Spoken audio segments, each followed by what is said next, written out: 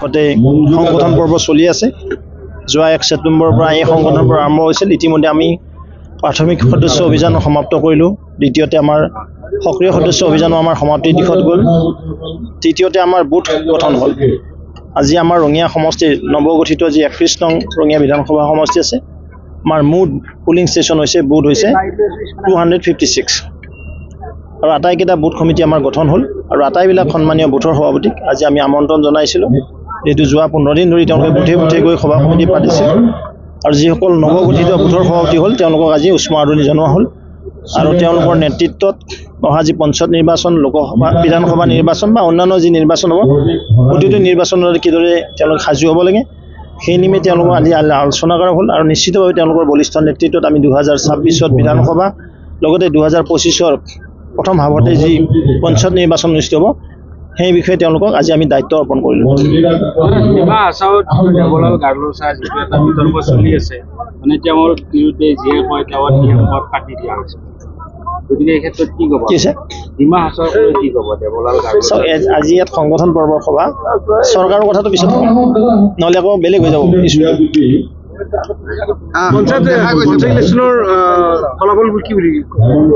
ফলাফল মানে এতিয়াও আমাৰ যিটো লটাৰী হ'ব লাগে লটাৰী হোৱা নাই, অৰ্থাৎ পঞ্চায়তত 50% ৰিজাৰ্ভেশ্যন ফৰ ওমেন,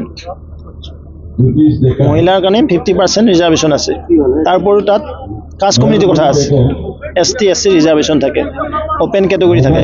এই গোটেইখিনি কথা উপায়ুক্তসকলে এইটো লটাৰীটো কৰে। তাৰপিছত আমি গম পাম ক'ত ফিমেল পৰিল ক'ত মেল পৰিল।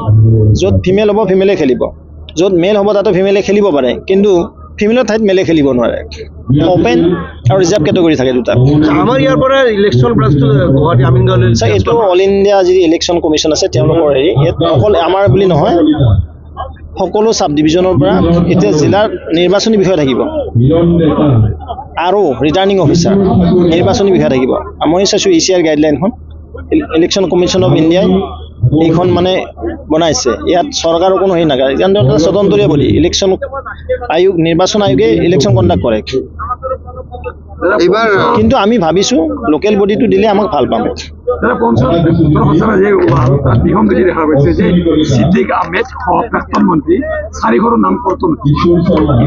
ক'ৰবাত আছে নেকি এইটো চাব, খেলি মেলি মানুহ ক'তো যোৱা নাই।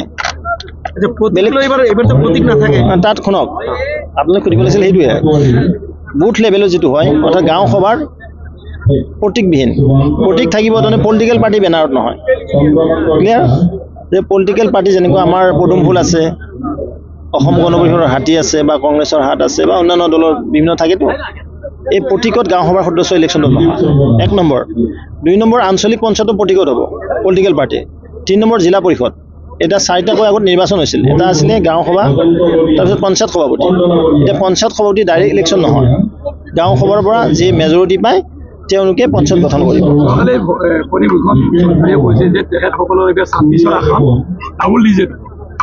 সেইটো ভাল কথা, আমি বেয়া পাম নেকি? আমাৰ এলায়েন্স পাৰ্টি নহয় 126খনে হ'ল, আমি এটাতো আৰু ভাল পাম। শুনক, সেইটো মই কৈ আছোঁ ভাই, পঞ্চায়তৰ কথা আপুনি আকৌ বেলেগ কৈ দিলে।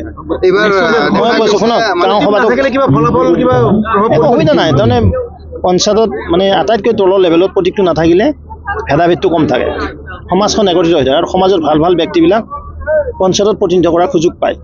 এতিয়া এনেকুৱা ভাল ব্যক্তি থাকে, তেওঁ পলিটিকেল পাৰ্টি বেনাৰত খেলিব টান পায়। সেইকাৰণে এইবাৰ নন এফিলিয়েশ্যন কৰি দিছে, যে কোনো পলিটিকেল পাৰ্টি এফিলিয়েশ্যন নোহোৱাকৈ গাঁও সভা লেভেলত সন্মানৰ ব্যক্তিবিলাক ওলাই আহক, পঞ্চায়তখন ভালদৰে গঠন হওক। পঞ্চায়ত হৈছে আমাৰ ডিচেন্ট্ৰেলাইজেশ্যন অফ পাৱাৰ, ক্ষমতাৰ বিকেন্দ্ৰীকৰণৰ আটাইতকৈ তৃণমূলৰ স্তম্ভটো হ'ল পঞ্চায়ত। যেতিয়া পঞ্চায়ত শক্তিশালী হ'ব, পঞ্চায়তত ভাল ভাল মানুহ হ'ব, গাঁৱত যথেষ্ট উন্নয়ন হ'ব। এইবাৰ দেখা গৈছে সংখ্যালঘু অঞ্চলত আপোনালোকৰ আপুনিও যথেষ্ট সক্ৰিয়তাৰে কাম কৰিছে।